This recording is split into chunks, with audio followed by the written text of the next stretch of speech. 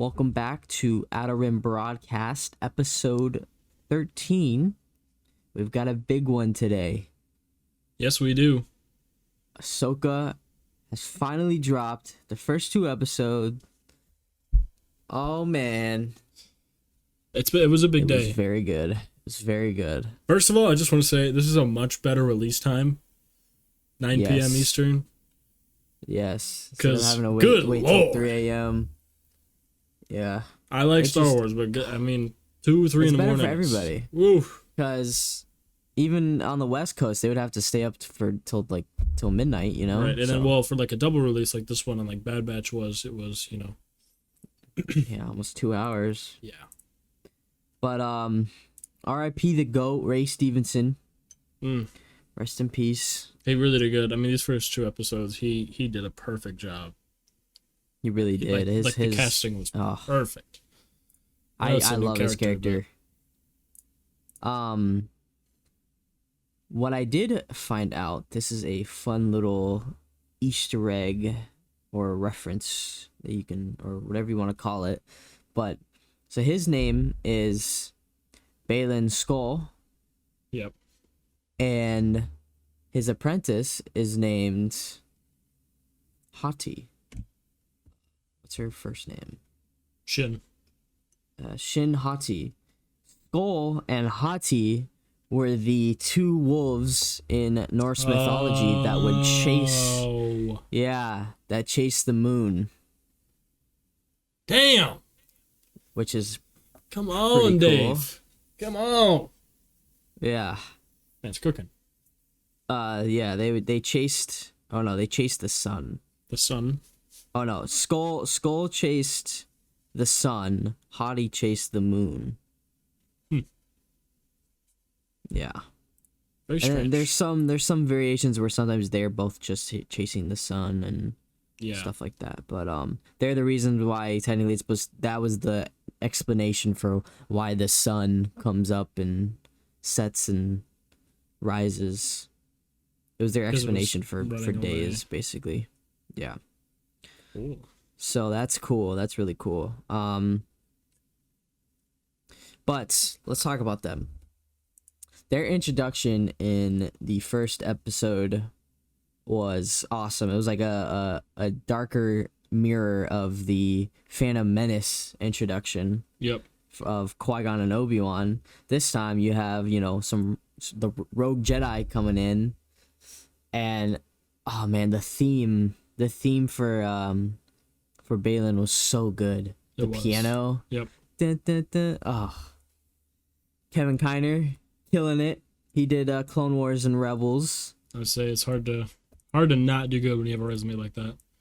Yep. And fun fact, his first theme that he wrote for Star Wars was Ahsoka's theme. So, well, that tells it right there. It's all come full circle. But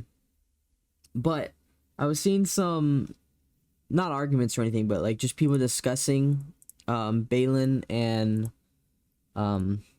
Hati, and they were saying that they consider them to be not like a dark Jedi or Sith, but rogue Jedi. They're just Jedi who just do whatever they want. Interesting. I mean, that's fair.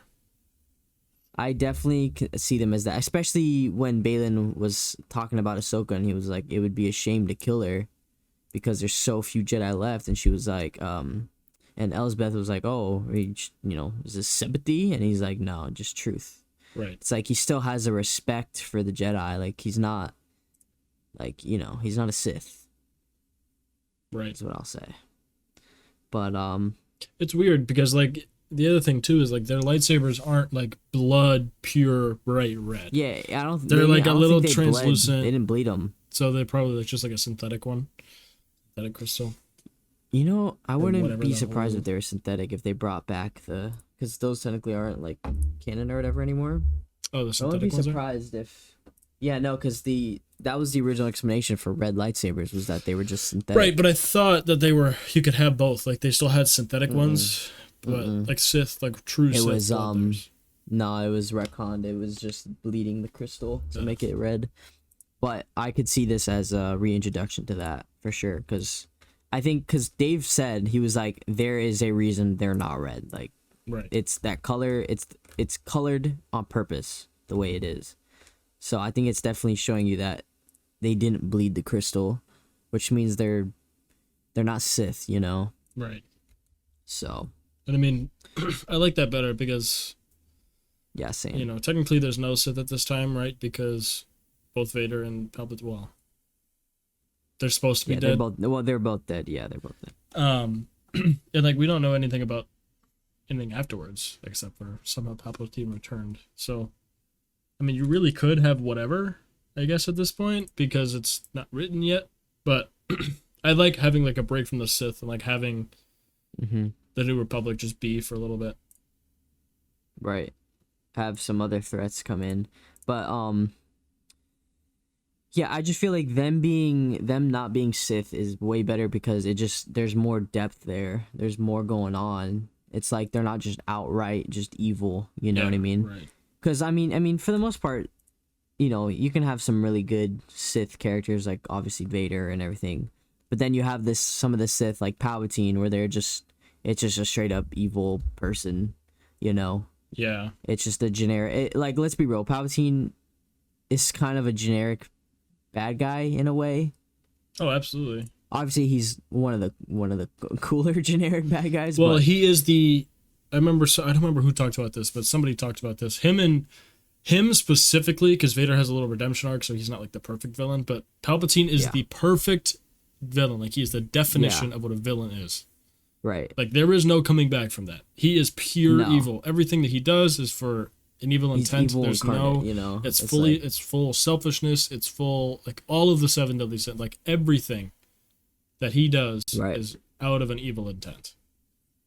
And that's Vader, what I mean by a generic. He's like the generic villain, not like generic in a bad way, but like, you know, he is textbook villain. If you think of a villain, he fits that mold perfectly. You know what I mean? Like, there's no, you know, obviously you get more about him. Like in the original trilogy, he's just a straight up like the generic villain, the perfect villain. But then in the prequel trilogy is where we get a little bit more from him. You get a little bit more into like, you know, how he became the emperor and stuff like that. But yeah, overall it's just like you said, you know, he's just evil. He is just evil. He's a bad guy, man. Simple as that. Yeah.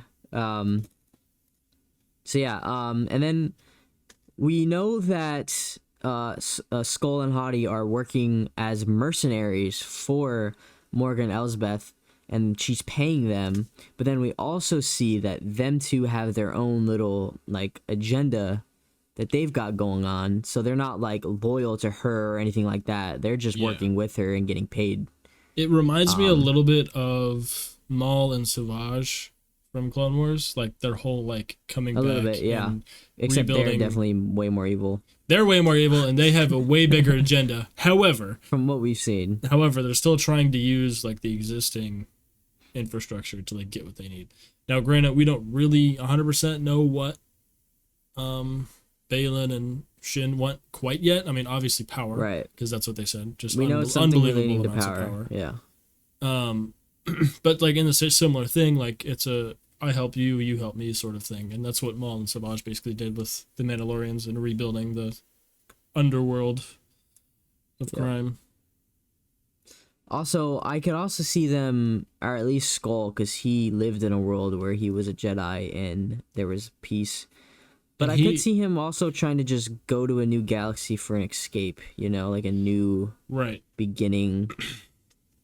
And even then, like going back to power, like he could just, because again, we don't know what this galaxy looks like. He could be, or you know, Force wielders and Jedi / Sith / whatever, they could be, you know, looked upon as a god, because it could be a galaxy full of, you know, not very civilized people, or it could be the other way around, and it could be a galaxy full of even more powerful beings that, you know.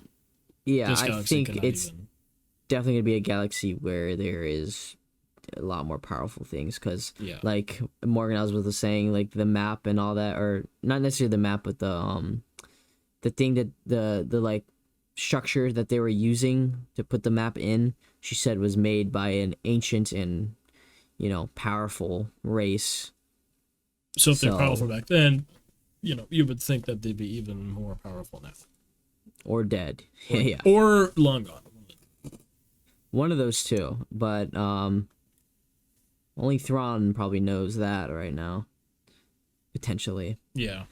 But yeah, so that's them two, Skull and Hati.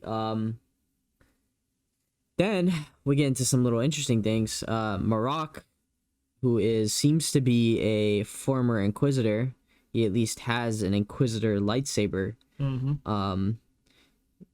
Could potentially be being played by the man himself, Sam Witwer.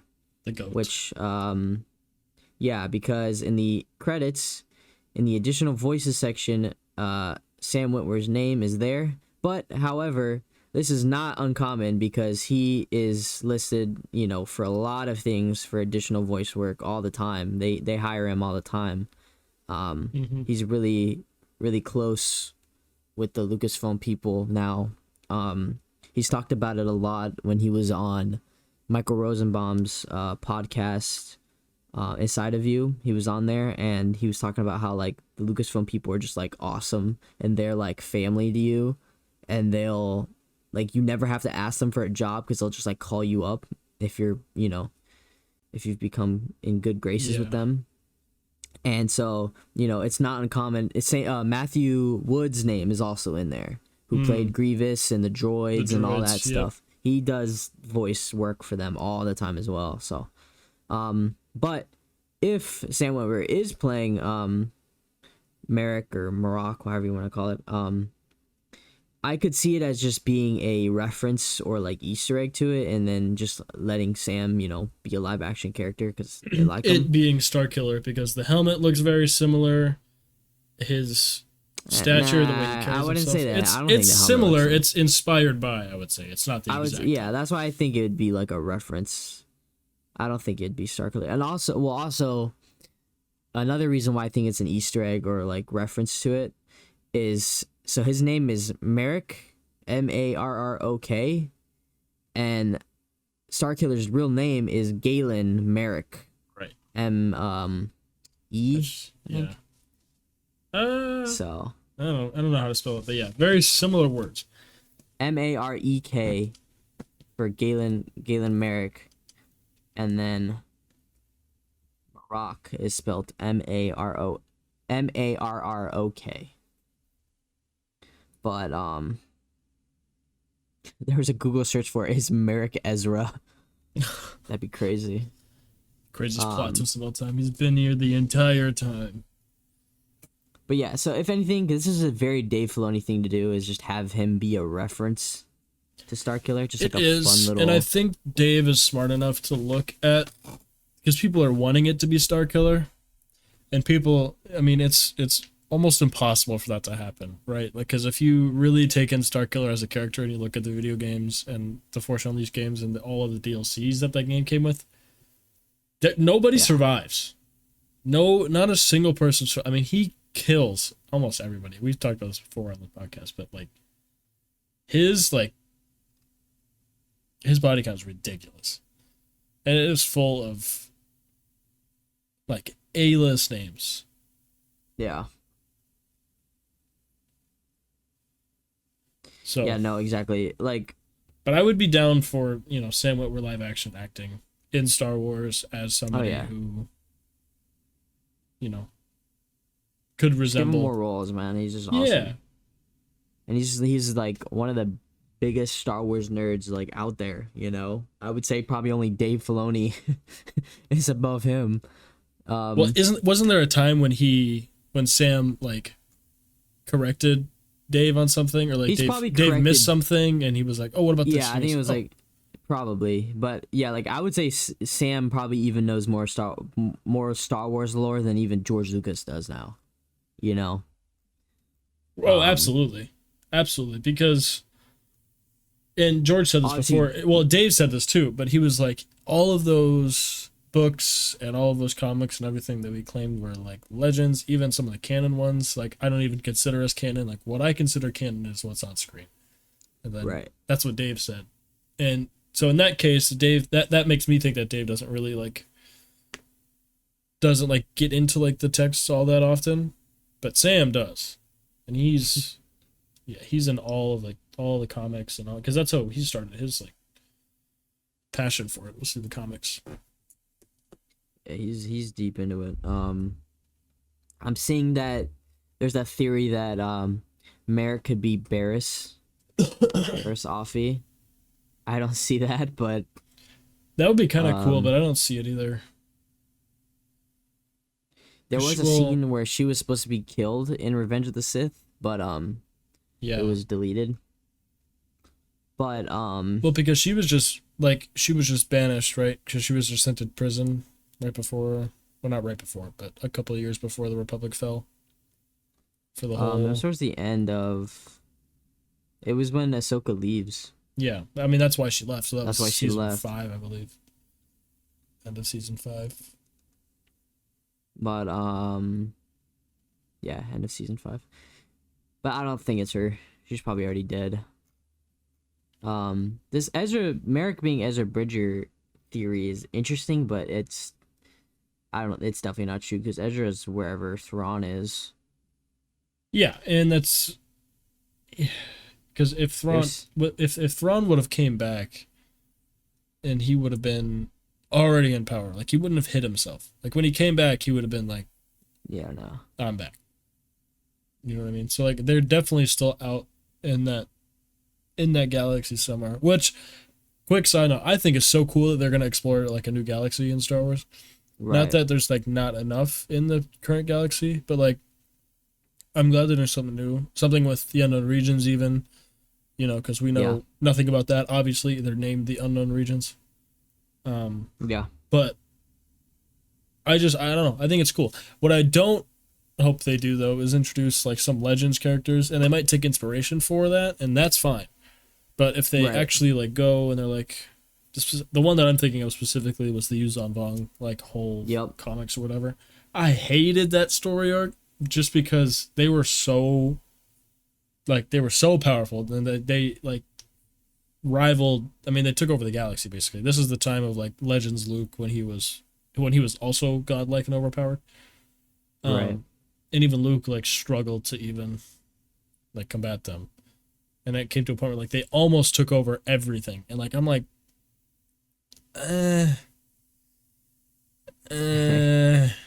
okay, their ships were all biological and stuff. I'm okay with that. If their ships are biological or they don't have any technology, but they're just biologically superior, whatever.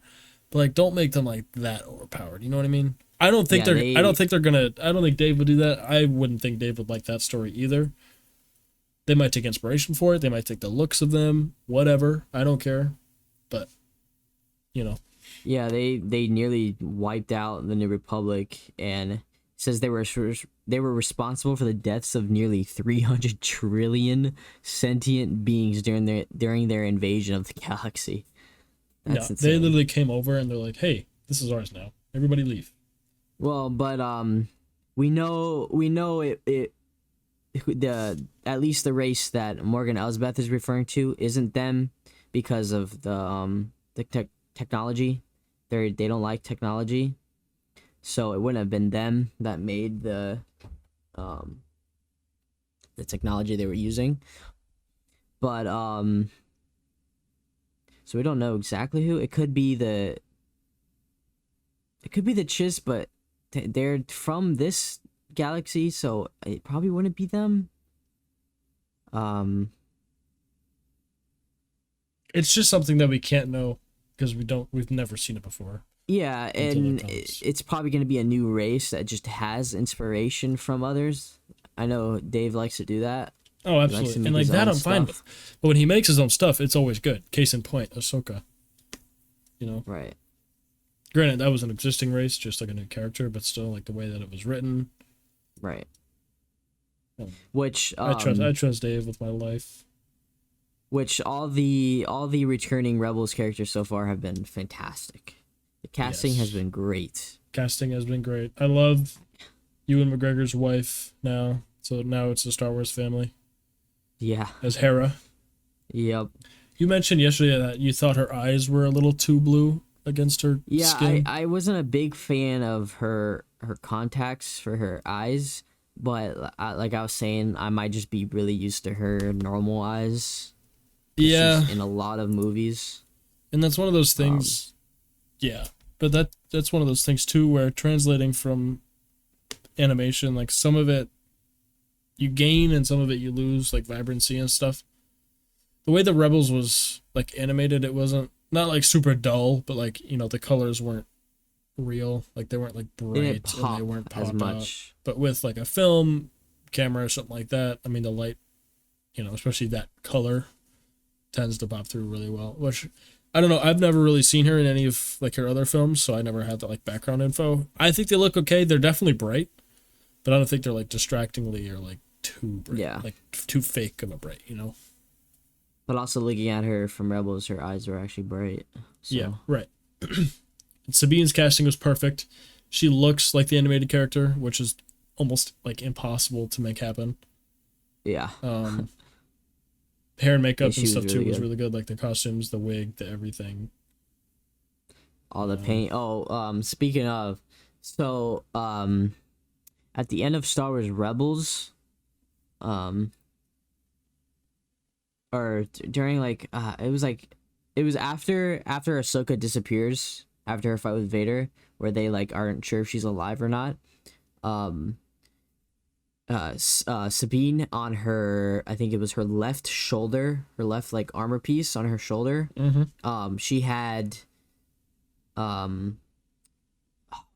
the name? The owl. You know the owl that's always with Ahsoka? Morai? Is that her name? Morai. She had that owl painted on her armor piece. And then in Ahsoka, in just now in the new episode, her left shoulder piece, instead of the owl, she had a one of the whales. What was her So name? before The she Purgle? had the owl because of grieving Ahsoka, thinking she's dead, not knowing if she was alive, and then because of Ezra, she had the whale. They were called the Purgle, right? The Purgles. Yeah, she had a Purgle. Interesting. I did not notice that. Yeah. And also, we actually saw a tiny glimpse of a Purgle in the second episode. Yes. When Balin is at the place where they use the map, At like the he portal was thing? looking up into the sky, and at the last second, you see a Purgle, the shape of a Purgle, pop up just for like half a second, and then the scene cuts away. There, the ticket. Crazy. That's what I'm saying. Yeah, they're probably the path, into it. I mean, I wouldn't be surprised. That's how they got there in the first place, Yep. But being able to call on them without knowing them, without, using the Force, I guess. Which they have, but... I saw a meme, it was like of the eye that they made. Oh yeah, with all the hyperdrives, and it was like, look what they need to use to get a fraction of our power. 7 Star Destroyer hyperdrives. Was it the Eye of Saurai or something? Something stupid. Something like that. Sounded like freaking Lord of the Rings. But what I was thinking of is the Purgles are probably able to travel to other galaxies like that, because probably when they're all, because they're kind of like in pods together. When they're all little together, packs. they all kind of... Maybe when they, because they go at the Yeah. same time. Maybe because they're all doing it at the same time, they're able to just go so far. That would make They're, like, sense. using each other, and that's why they have to use different, like, so many hyperdrives to do that as well. They also have you know? like the cognitive ability, like them, like they They're have kind of- they have the instinct, and then they can feel through like The Force, objects and stuff that might be in the way. right? Yeah. I mean, they might also be able to hop into the like hyperspace dimension as well. I really hope they use them. I think they will. Yeah, no, wait. We do know that they can go into the hyperspace. Like, yeah, that's dimension. because they were flying alongside the Phantom with and the alongside Mando and Grogu and stuff. Right. Oh, Yeah. I forgot about them. Yeah, I forgot about that one. Yep. Oh my God, the So- foreshadowing. That's crazy. No, So we know they can do that. we know they could do that from Rebels too, because Yeah. they flew through that. They saw them and stuff. Yeah. But I also think Ezra's casting is fantastic. Yeah. If you look at the actor and you think, okay, this is Ezra at 30 years old, you'd be like, okay, yeah, Yep, that is. I him. see that 100%. We saw the exact same hologram. I believe it was the exact same. Well, it was a different It hologram. was Sabine's it was personal one he one? made. Yeah, but it was still from that exact time. right. Same day he recorded them. And then a lot of Ezra and Sabine shippers cried in pain. You're They like a said you sister were to like a me. sis- No. I saw someone's like, well, Luke and Leia kissed. Man, that is just wrong. Sabine got yeah. friend zoned, and she's like, "Well, I'm not saving you anymore. Sorry." Well, she's the one who kept friend zoning Ezra in the first I mean, season. to be fair. Anyways, To be fair, what? Anyways, they remade the mural from the Rebels season finale. season 4 post credits. Yes. epilogue, And what was in the exact same scene. what was the general's name? Ediz, whatever. Same voice actor same voice actor. You mean the governor? The governor, yes. Yeah, the governor's back. Same actor as the person who voiced the same character. Governor Ryder Azadi. Governor Azadi. And you know who else was back? So he's a senator now. Jai Kell is now a senator. That's who that person was that he has to take over. Oh. If you remember, Jai Kell, the guy Ezra was with in the Yeah. yeah. Oh my God. Ezra broke him out, and then the other one stayed behind to find his sister, remember? Yeah. And so so he's now a senator for Lothal. Interesting. Yep. I did not catch that. So that's sweet. Yeah, he looks different because he's for one, he wasn't played by his voice actor, Yeah. but also he has like a new hairstyle and stuff. But yeah, that's sick. So we got those two back, and they're in charge of Lothal now. Very nice. Lothal looks great in live action, by the way. The Lothcats, the animatronics, or the puppets, like I think they used. Perfect. They look so good. They look like real cats. Fun fact, because of Sabine and Hadi fighting, was the first time in live action, at least, that two women have fought in a lightsaber battle. Ooh. Fun fact. Fun fact for all you women out there. For all you women. I do like I do like all of the female characters we have so far. I mean, all of them have been pre-established besides Shin, but Shin Hadi is a seam stealer. She is fantastic. Yes, she is. Very good actress. Someone was like, she's giving cunt. Her hairstyle and stuff, just her how she's looking, she's just and then we already know Balin has been fantastic.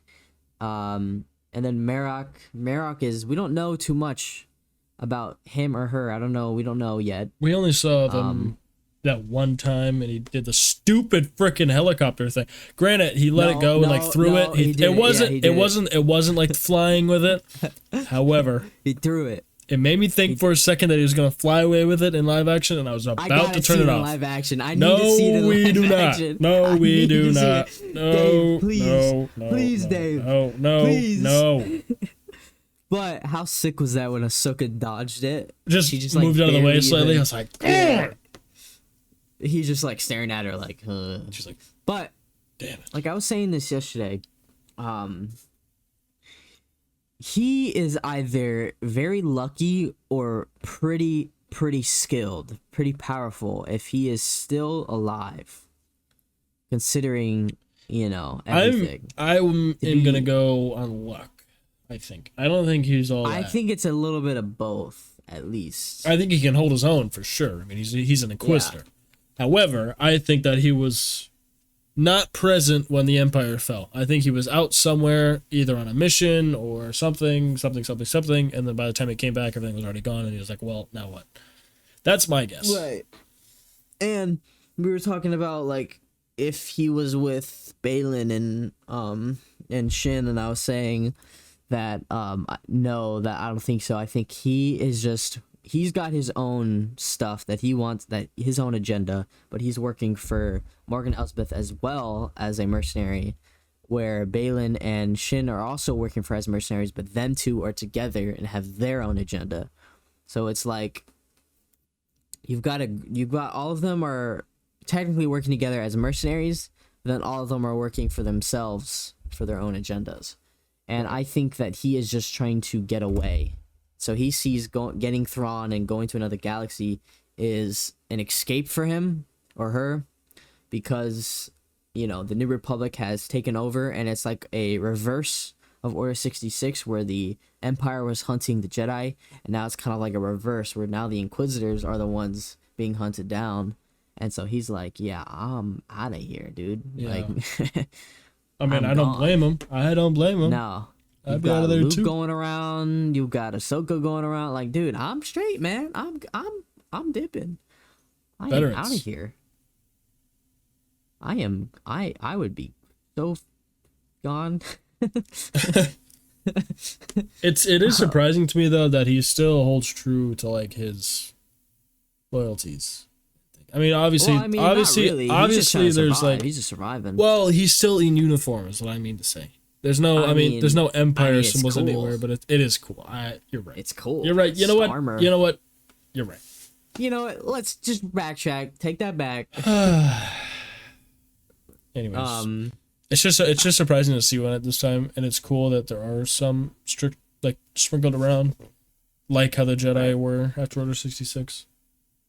Right. Obviously, not to the same level or extent, but. Yeah.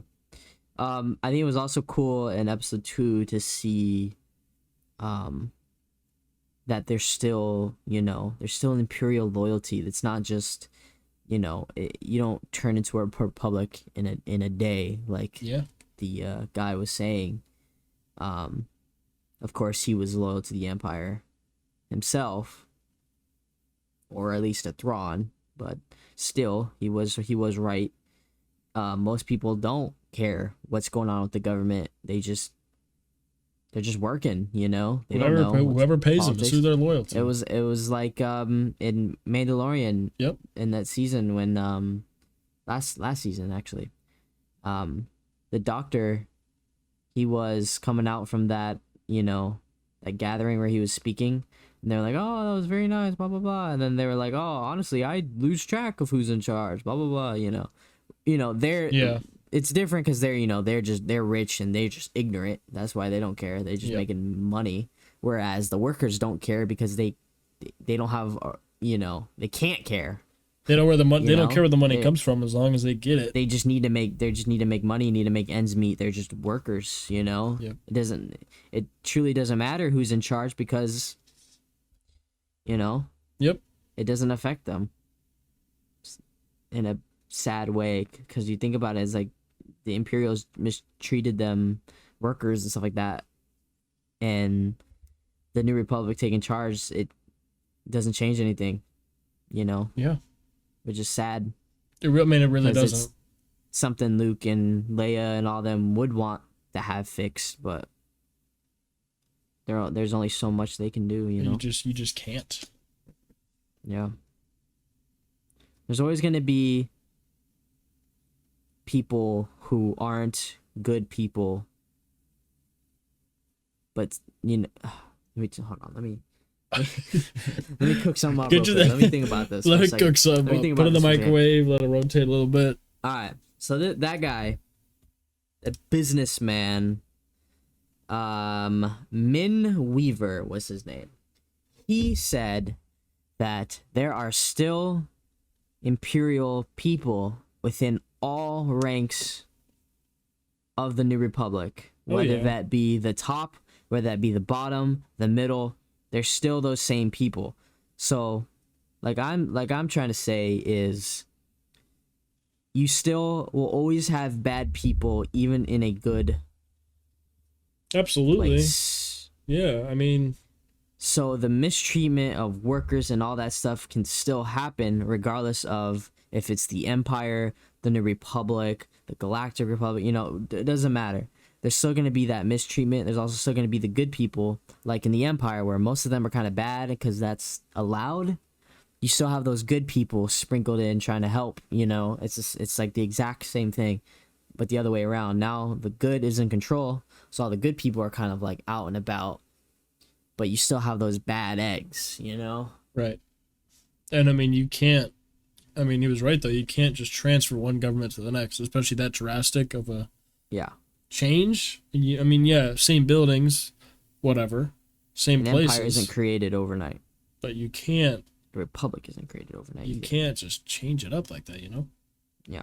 It's a process, and this is the very early stages of that process. Well, even the Empire didn't change overnight, even though there was one distinctive day where it turned into the Empire.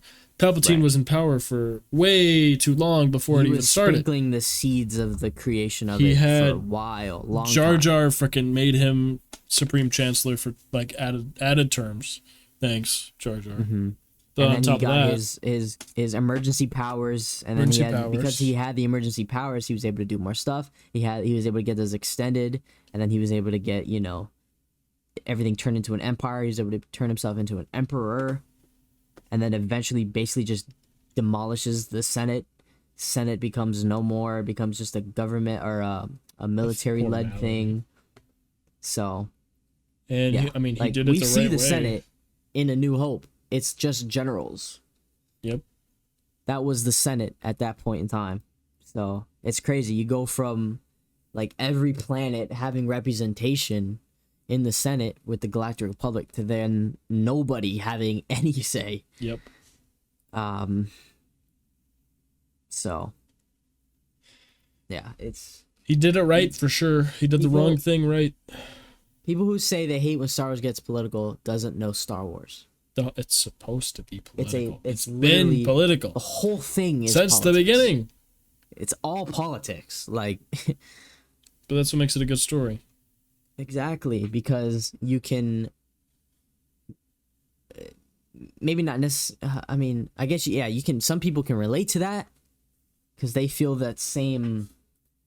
I guess oppression from their government or any other higher body. I mean. Right. So. It's deep, man. I mean, it's deep stuff. Very deep stuff. Anyways, what else happened in Ahsoka? You know what the little math thing reminded me of? It reminded me of like those puzzles from the. Baby! Shut up! I was in the middle of saying something. Hooray, baby! We're gonna get there. David Tennant's back. Okay, what were you saying? I was just saying, the map like ball thing reminds me of the puzzles from.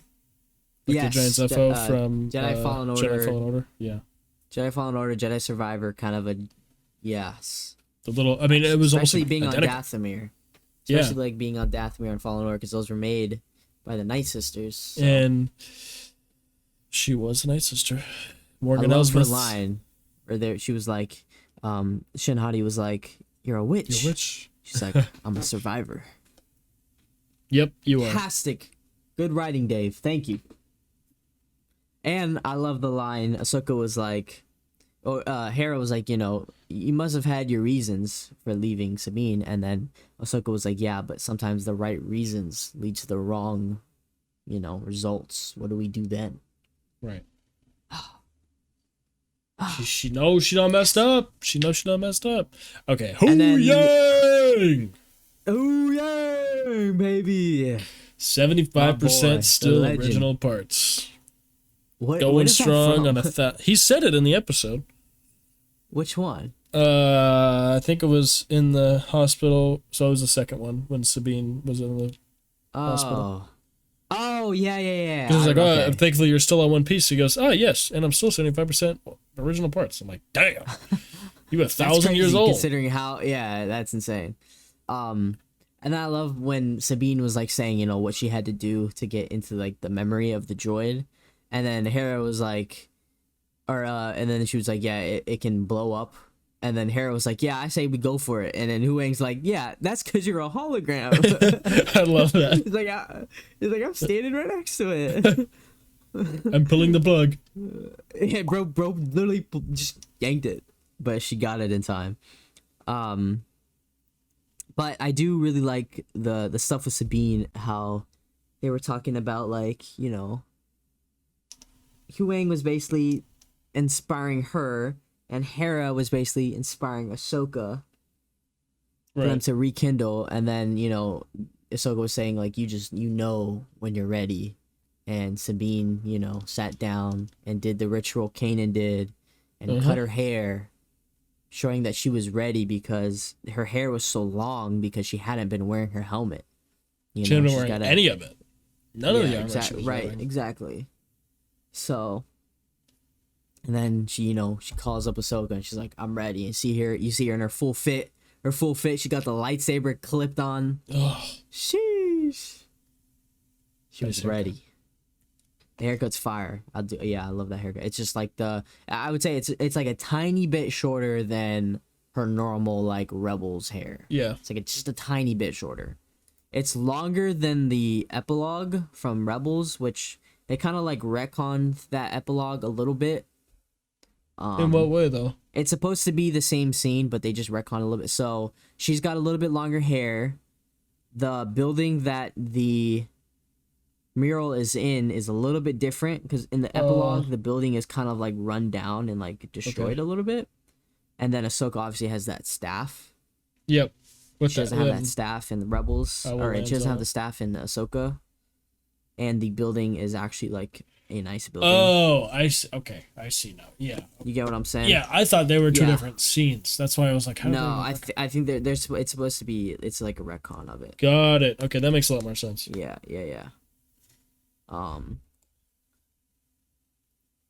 But, you know, yeah, see, and the ship technically could be the same. You can't really see the ship in the epilogue.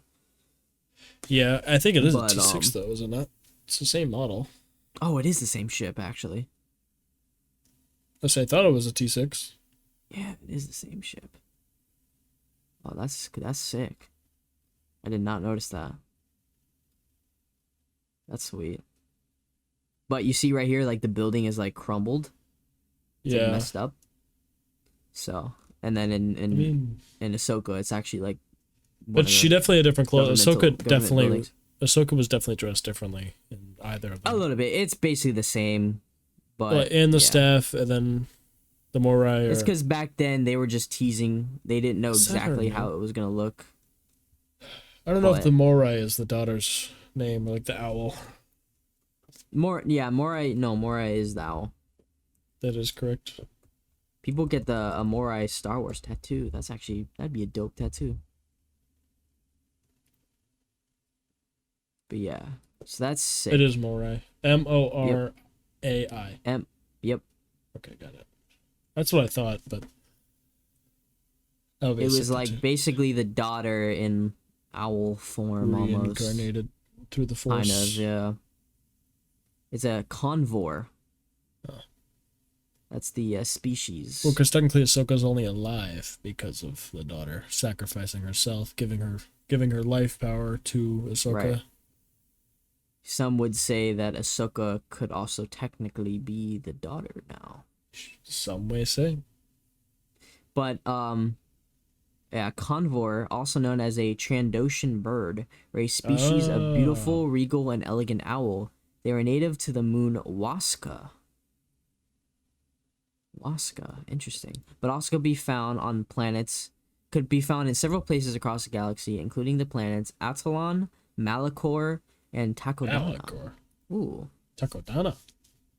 Get a little Interesting. I could see sequel them being in trilogy in there. Takodana. That I could see. That'd be the first. Waska is in the Kashyyyk system. That makes sense. In the mid rim. Well, so that's why they call them the Trandoshans. This is where Ahsoka got shanded, where the Yeah. Trandoshans were hunting. Yeah, that's what I was saying, because that's what the Trandoshan homeworld, but also it was in the Kashyyyk system. Right. That's why they're called the Trandoshan birds. Okay. Yep. Because that's That where the makes sense. Trandoshans are from. Gotta get your Star Wars geography up. Ha. Okay. Ha ha. Interesting. Very, very interesting. That's funny. So the Trandoshans and Kashyyyk and Wookiees hated each other. They're in like the same. Well, that's probably why. Right. Because they had so many They were disputes. so close. They probably had so many different wars and. Well, and Trandoshans like to hunt Wookiees the most, I believe. Oh wait. That's not their home. Trandosha is their home. Yeah, but It's in that same system. It's in as the well, Kashyyyk yeah. system. That's what I was saying. They're all kind of like the same planet, basically. It's all the same place. They're all very similar. It's like jungles and woods. beach. Kashyyyk's the coolest though, because it's got the massive trees. Wow. Okay. Cool. Yeah. I guess they didn't want to use their own home for those huntings. They were like, let's use this one. But as far as it's orbited by Waska is the moon of this planet. Okay, Yeah. this is making more sense to me now. Yeah. Gotcha. That's what a moon is. I don't know if Anyways, I haven't seen the Morai yet. I haven't seen her flying around anywhere yet, but I feel like we're going to eventually. Oh, we definitely will. We definitely will. We already got our first Anakin name drop. Yep. Which is dope. The other thing too that I was thinking about. It felt so surreal hearing Hera and Ahsoka talk about Anakin. It's like, oh, thank you.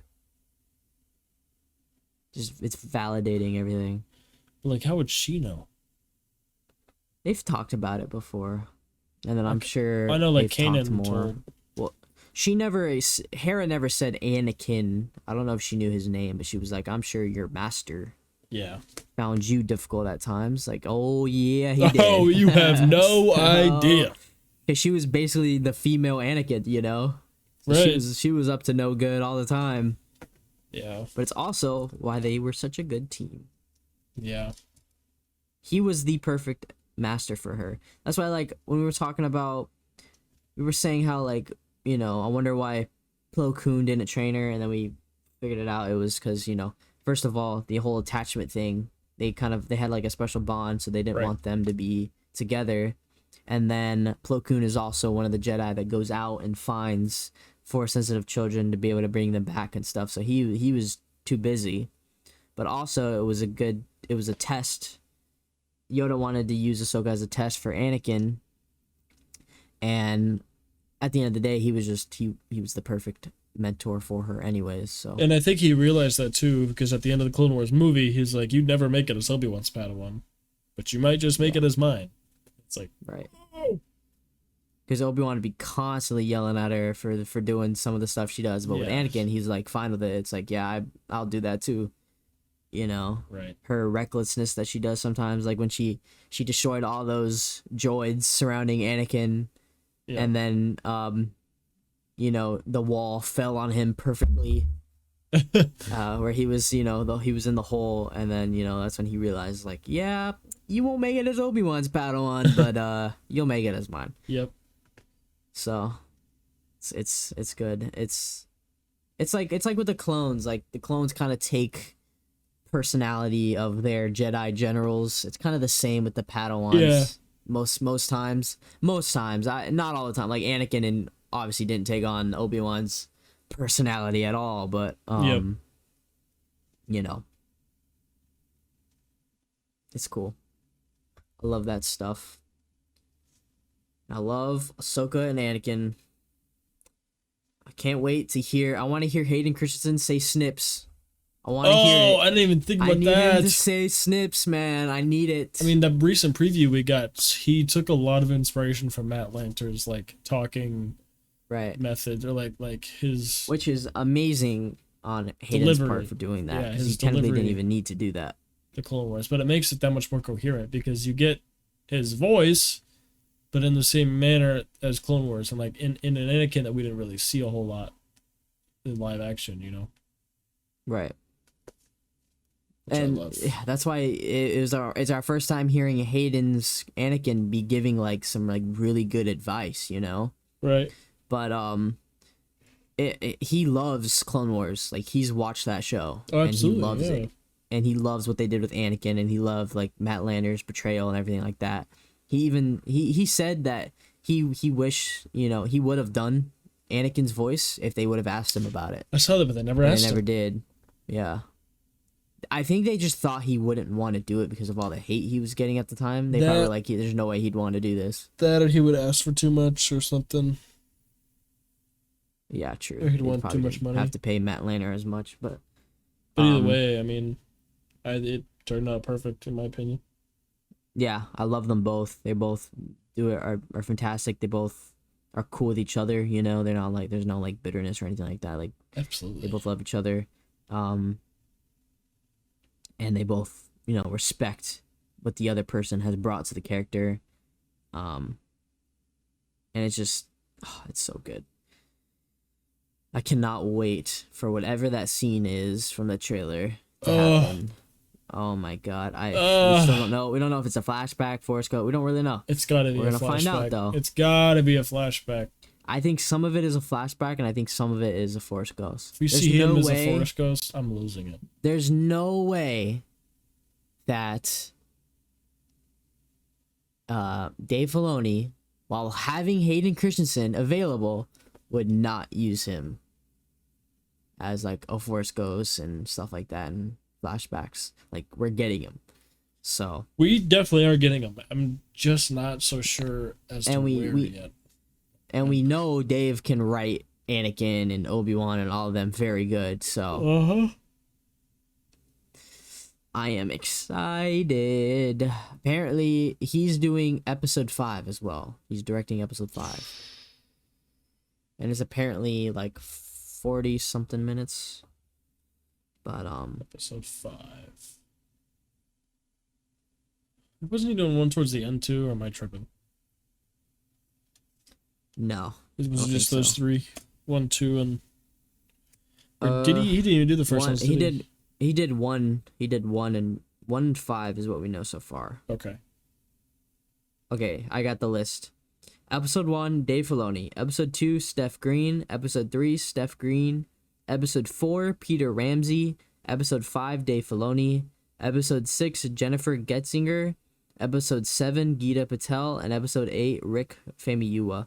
Yeah, we got Rick back. Let's go. He did some of the best Mando episodes. He was Mando, right? Too. Yeah. Mm-hmm. Woo! Nice. These are really good directors. Jesus. These are all pretty well established directors, so I'm sad they didn't get Bryce Dallas Howard to do an episode though. She was probably like busy doing something else or something. I feel like she'd have to be, because that episode was so good. Like her, because that was the episode where Mando found the new covert underneath. I even forget what planet it was, but it was like the weird one underneath, and he was getting the training for the Darksaber, and then him and what's his name? That was the episode afterwards? Boba Fett. No, there was no. Are you talking about where he fought Jon Favreau's character? Okay, no, there was, yes, but that wasn't Boba Fett. There was one scene in that's in Boba Fett. Bryce Dallas Howard's episode in The Mandalorian is where he delivers the bounty with the head in the bag, and he goes through the elevator. Well, that was her directing it. I don't think so. I think it was, because you told me about it and how she likes to use everything in one shot. That was Jon Favreau's episode. No! The one? No, you're right. Return of the Mandalorian. Boba Fett, Chapter 5, director Bryce Dallas Howard. Yes, because you were telling me about like how she likes to do the really long shots, everything in one take, and like the scene where he was going up the elevator and in through the club and everything. It was like 5 straight minutes of one shot. Yeah. Granted, that was it's a green screen, but still, it's insane.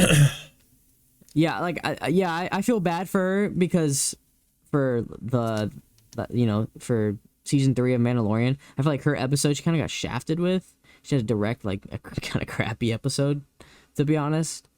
But it wasn't her fault. Her episode was so pretty good. Like her directing was so pretty good. But yeah, she was probably busy doing something, or she just was taking a break. That's true. Yeah, I mean it's a very demanding job, so I don't blame her, to be honest. Right. Exactly. But Jon Favreau is probably also busy. I can't remember if we already said that. He's probably working on Mandalorian season 3 and or slash season 4. Season whatever. Well, season actually, 4. technically, slash the movie. Can. I don't think he can. What? Or during when Ahsoka was in production, he was probably when Ahsoka was in production, he was working on season 3 of Mando. Oh yeah, you'd be right. He was working on Mando season 3 while Dave was getting ready, was like still writing and almost finishing up writing Ahsoka, and so then he was probably taking a break from doing stuff, or that would make getting sense. ready for season 4 and stuff like that. Yeah, I was gonna say now they can't work on anything right now because of the strikes going on, but pay your people. Anyways, pay your employees a fair wage with benefits. Pay your writers, pay your actors. You don't gotta just pay the ones that are super famous just because everybody knows them. Pay everybody. And for the love of God, do not do any weird sexual acts just to get a job. You're not gonna get anything out of it. I'm just saying. And don't use AI renders of actors without their permission. There we go. Just don't use AI. Have you seen that? That was crazy. I've seen they were like scanning actors without them like knowing and stuff so that they could use their likeness. Oh yeah, no, that's crazy. I smell bad. But technically it wasn't. That's the whole deal, they're trying to make sure that can be a lawsuit. Yeah, but like what do you type in to do it? You type in their names. Like it's their likeness, Yeah, anyways, it's crazy. We live in a messed up world. And then that's how you get using actors who are already dead, and it's like, dude, let the dead rest in peace, man. Like, did you watch The Flash? No. This isn't even related to Star. So, do you care if I talk about it? Yeah, I don't care. Okay, spoiler alerts for The Flash, but at the end of the movie, they have a bunch of cameos, right? About 90% of those cameos are dead actors. They are dead or very old. And they're using AI and deepfake and all that to have the cameos, and it looks terrible. And one of them was Christopher Reeve. Christopher Reeves, obviously, everybody knows Christopher Reeves as Superman. And he would be so mad if he saw that. If he saw that they did that, he would be so upset. He's talked about stuff like that before. There was a whole interview where he was talking about kind of that kind of subject, and he was like, yeah, like it's terrible. And then they also used an actor who killed himself because him playing Superman, he could not get any work, and he killed himself basically because he was stuck in the shadow of Superman. So what do? Let's deepfake him as Superman again. Hello? What? Who thought that was a good idea? Gross. It's just gross. It's terrible. Anyways. But like, what about I think about that stuff, and I think about Carrie Fisher in, Rise of Skywalker and The Last Jedi and stuff. I think it's a little different. For one, her actual daughter was able to sign off on that, whereas the actor I'm talking about, he doesn't even have family. It's just his estate, basically. It's just businessmen who probably have never even met him signing off on it to make money. It's disgusting. It's terrible. But and I know how much Carrie Fisher cared about Star Wars and the fans and stuff. So I'm sure she would have been okay with what they did. It wasn't like it was some crappy throwaway cameo like the Superman thing I'm talking about. But yeah, so I'm sure she would have been okay with that. But like I said, plus her daughter Lily signed off on it. Right. But I remember we talked about this before about like the deepfake stuff. I've gotten to a point where I'm so against deepfake now. Like my stance on it has gotten even more extreme, especially with all the strikes and stuff. And because then they just use that as an excuse, because if the actors aren't going to go on strike, like, oh, we'll just animate it. Like, exactly. No. And that's why, like, it's some things it was a good idea, it was a cool idea, but then that can devolve into greedy laziness. Business people wanting to exactly. So I'm so against it now, it's not even funny. Like, just hire some actors so that they can get paid.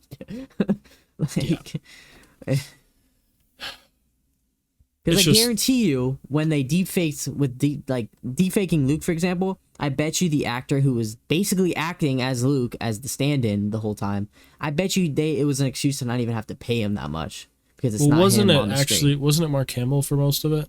It was Mark Hamill and an actor and deepfake.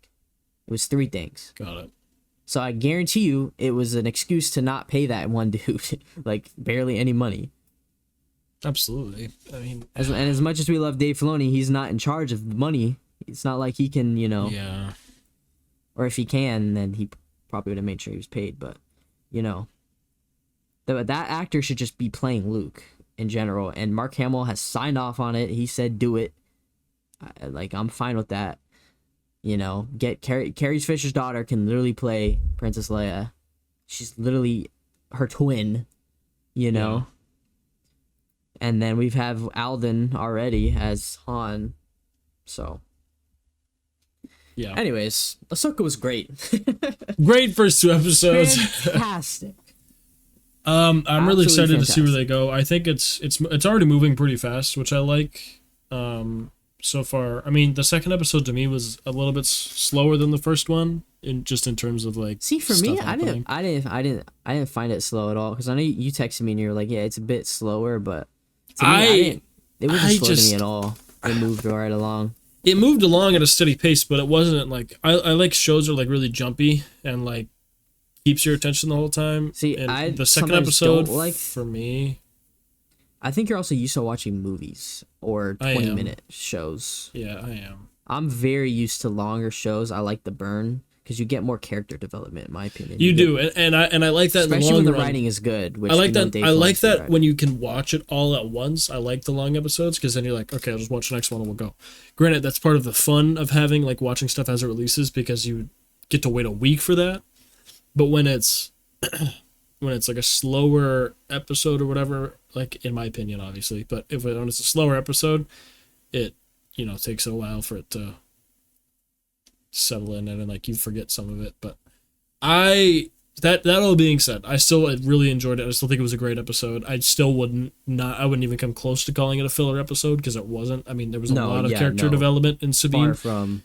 We saw Sabine come all the way around. We literally learned about the galaxy, the other galaxy. The brand new galaxy thing. I mean, like I said, it's moving fast, but that second episode was moving a little slower than the first one, but they're both moving fast, if that makes sense. Also, the first one had to go a little bit quicker, because you have all the background info and stuff. So, but rating-wise, the second episode actually has a higher rating. I think I liked the second episode better. I think I liked this. I know I'm going back on myself a little bit here, but when I said I liked the jumpiness, but the first one was a little too jumpy, which might be why it kept my attention so much, because I was trying to focus on it. But the first one, and again, they had to do that because they had to go back and explain things. But the second episode, I really, really liked, the pace of that one and how it. They're both 10 out of 10s for me. Yeah, I just really like how we see character development. We see Sabine come around. We see Ahsoka come around, and see some chopper shenanigans in the second one. Already, some almost war crimes. Some more already starting some just heinous activities. When he was telling her if she touched his stuff, he had his hands on his hips and everything. Oh, it's so good. He did his flex. He did everything already. He's already back. Around. Our favorite war criminal is already back. Chopper is back. Dude, him and R2 could destroy an entire solar system. him, if you told R2 and Chopper to go and take out the Empire, they would have gotten it done. 3 days, a can of oil, and some nuts and bolts. They would have had it done. Yeah, R2 would have been trying to limit civilian casualties more than Chopper, but they still would have wiped out a lot of people. They could do some damage. D Squad, Part 2.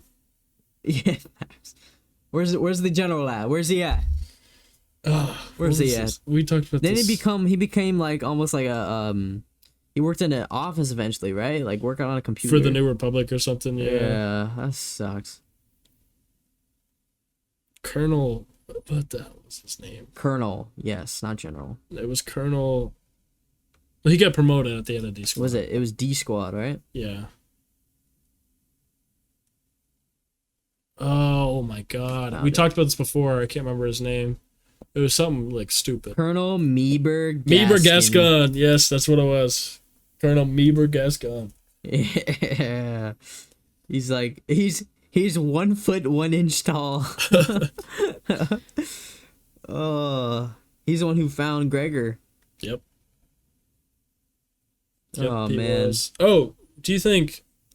No, maybe not. This is kind of after, but we possibly could see the very end of Rex's life. Don't say that, dude. I'm not saying he's gonna die. I'm not saying we're gonna watch him die. I'm just saying, by this time in Return of the Jedi, he was there and he was an old man, and we saw him in Rebels. It's only been 5 years. It's only been 5 years. I can't watch Rex die. It's only been 5 years. I'm just saying he might show up and he might not die. In fact, I really hope he does. Die from old age.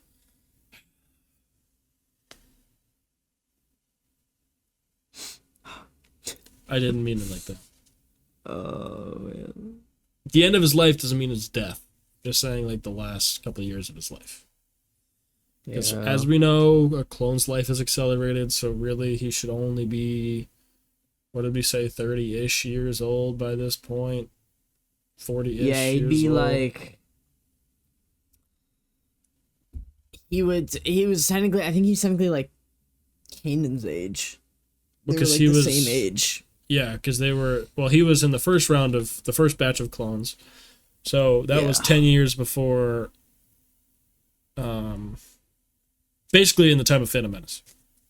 And so then, travel in the future another. He was just under 32 in Rebels. Yeah, so 30 with a full, white 30 beard. 30 to 40 years old, and then he is already pushing 60 or 70 in his clone time. That means by the time of the Battle of Krayt and Last Jedi, he would be 66. Ooh. But, Well, wasn't he confirmed to be there? Wasn't there a clone or something that was supposed to be there? I know the Battle of Endor, he was there. And the second Death Star, but there was some weird thing, like he was in one of the Rex ships would be something. 41 during the Ahsoka show, which means that he's really like 82. Oh, crap. Damn, boy. So it's just double the age. Is what it kind of, like. yeah. Basically. Interesting. I didn't think about that until now, though. It would be kind of cool to get a live-action old Rex as Tamar Morrison, old looking Rex, and he's always wanted to play it. So, and he's hinted at it a couple times. He goes, "Yeah, I'd be a good Rex." I'm pretty sure they wink, wink. already kind of confirmed that he was going to be in it. So I thought so too. He's on the IMDb. I'm just saying. He is in the IMDb, but IMDb can get stuff wrong occasionally. So. But we'll see. Speaking of, they actually took him out. Did they really? Yeah, they were like, "Oh, oops." Not yet. Well, I just thought about that. I think that'd be really cool. Took Anakin out too. Hayden was in here. What? Oh! Yeah, Hayden was listed in here as well earlier. Maybe they took everybody out that wasn't in the first 2 episodes. Yeah, no, it's only the people who have actually appeared that are in here right now. It's because they do that, and then they have to take it out. It's because anybody can kind of edit these sometimes. Like a Wikipedia type. It's not as open as Wikipedia, but yeah. And then they have to go in and fix it. But anyways, yeah, I think that'll do it. This was we've been waiting a long time for this show, and now it's finally here. We get to watch it every week. So hyped. That'll be mostly the topic of our discussion for the next 7 weeks foreseeable future, the next 6 weeks. 6 weeks. Oh man, finally, man. It is time. And then what's the next show after this? What's the one coming out in December? Is that Skeleton Crew? I don't know. Or I think so. Should be. Skeleton Crew, or I don't think there's a live action one coming out. I think it's Skeleton Crew, and then it's Acolyte. Acolyte. Oh. And we'll have Tales of the Jedi Season 2 at some point. Oh. I can't wait. Same. Well, this is the big show. So far, so good. Yep. We're off to a great start. Great start. Fantastic start. We'll see where they go. But I don't think they can screw it up. I don't think so.